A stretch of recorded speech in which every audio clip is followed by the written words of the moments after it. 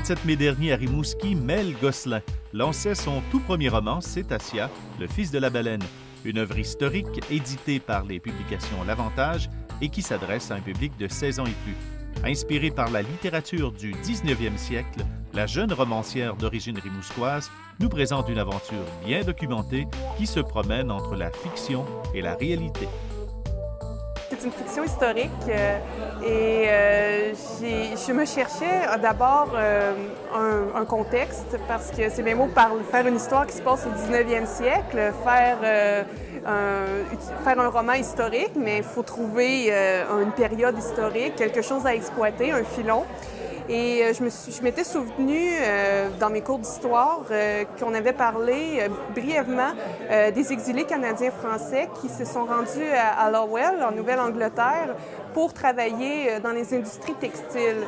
Donc, je me suis dit, ça serait intéressant d'écrire quelque chose là-dessus parce qu'il n'y a pas eu grand-chose, à ma connaissance, d'écrit sur le sujet. Même au cinéma américain, pourtant, ça se passe aux États-Unis et on sait qu'Hollywood utilise beaucoup l'histoire pour s'alimenter. Et il n'y a jamais rien eu sur les Canadiens français. Donc, j'ai poussé un peu plus loin ma recherche. J'ai emprunté des livres, j'ai consulté un historien. Et plus je lisais sur le sujet, plus mon imagination s'enflammait. Je me suis dit, oui, je verrais ça. Je pourrais utiliser le travail des enfants, parce qu'on parlait des enfants ouvriers, comment ils se faisaient exploiter, maltraiter. Finalement, ces enfants-là qui vivaient dans un monde d'adultes, je me suis dit, il y a vraiment quelque chose à faire avec ça. Ça n'a jamais été fait. Et j'ai commencé à créer mes personnages, décrire un peu la ville et même pour attester ce que je venais d'écrire, valider que tout était correct. Je suis allée sur les lieux à Lowell, en Nouvelle-Angleterre. J'ai vu les industries étaient toujours là. J'ai pu les visiter. Je trouvais important, je pense que pour bien écrire, bien décrire une situation, il faut la vivre, il faut sentir, il faut s'en imprégner, exactement. C'est le fait juste de sentir comment c'était dans l'industrie, de voir, d'entendre la machinerie, tout ça, de sentir l'atmosphère, il fallait que je le sente pour être capable d'écrire sur le sujet. Et donc, j'y suis allée, j'ai rencontré des descendants de Canadiens français là.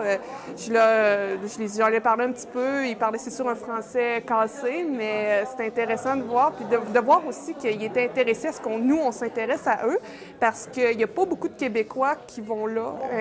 Pourtant, c'est une partie de notre histoire et on dirait que les Québécois vont à Boston, mais ils ont oublié Lowell. Pourtant, il y a des sites historiques incroyables, des parcs nationaux qui traitent sur le sujet. Là, j'étais vraiment en surprise de voir ça, de voir autant, qu'il y ait mis autant de moyens sur le patrimoine.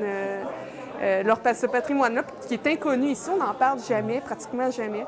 Et donc, de retour, j'avais je pense que j'ai été outillée. Ouais, j'étais outillée pour composer mon histoire. Ouais. Vous vous démarquez de plusieurs façons par votre habillement. Oui. Mais aussi par le courant d'écriture. Hein, oui. Parce que ça s'adresse à la fin de l'adolescence. Oui, en fait, ça s'appelle le Cross Age. C'est quand même un courant assez nouveau. On dit que c'est parti avec J.K. Rowling et Harry Potter. Il y a John Grisham avec son livre Theodore Boone qui aussi était dans ce domaine-là. Mais en fait, c'est quelque chose qui existe en fait depuis toujours avec Jules Verne. Jules Verne qui écrivait des histoires d'aventure mais lues par des adultes. Mark Twain avec Tom Sawyer. Tom Sawyer qui est un petit garçon de 10 ans qui vit au Mississippi, mais il dit dans sa préface, dans son prologue, que j'ai écrit ça c'est des souvenirs d'enfance pour rappeler aux lecteurs leurs souvenirs d'enfance à eux. Ensuite, il y a qu'à penser à Antoine de Saint-Exupéry avec sa célèbre préface qui demande pardon aux enfants pour avoir écrit une histoire pour enfants, mais qui dédie aux adultes. Et donc, le cross-age, c'est qu'on utilise des personnages enfants, mais l'histoire, le roman est dédié à un public mature. C'est des thèmes. De cette sorte-là au Québec? Au Québec, c'est le premier. J'en ai pas vu qui s'affichait. Peut-être qu'il y en avait inconsciemment que c'était du cross-age. Mais Cetacea, ça serait le premier qui s'identifie cross-age. Et votre habillement, votre personnage, comment on l'explique? Moi, c'est ça. Je suis fan de l'animation japonaise, des mangas, comme je disais au tout début. Ça m'a suivi depuis que je suis toute petite.